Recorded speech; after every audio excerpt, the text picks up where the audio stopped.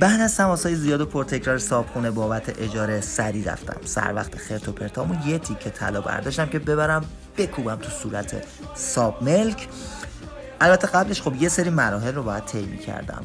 خلاصه مال دنیا در دست رفتم تو دل داستان.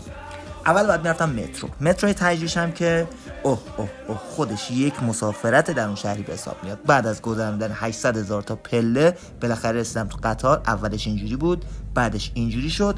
خلاصه بعد از تحمل فشار زیاد و استنشاق گازهای سمی و فوق سمی بالاخره رسیدم به ایستگاه 15 خرداد. از ایستگاه 15 خرداد به سمت شرق حرکت کردم.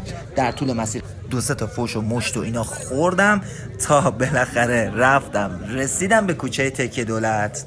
انتهای کوچه تکیه دولت ریگیری آقای احمدیه که یه ذرم بی‌عصابه. بعد از مراحل ذوق و زدن انگ 6 رقمی روی مال دنیا یه نمونه برداری انجام شد و رفت برای آنالیز. منم تو این فرصت رفتم یه ترند این روزایی نسل زد زدم و یه چرخی هم تو بازار زدم.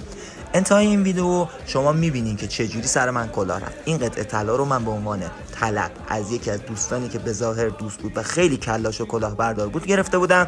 همونطور که میبینین عیارش 725، ولی من اون دوست رو حلال میکنم، اشکال نداره، بزن به زخم زندگیت، پولدار شدیم، خداحافظ.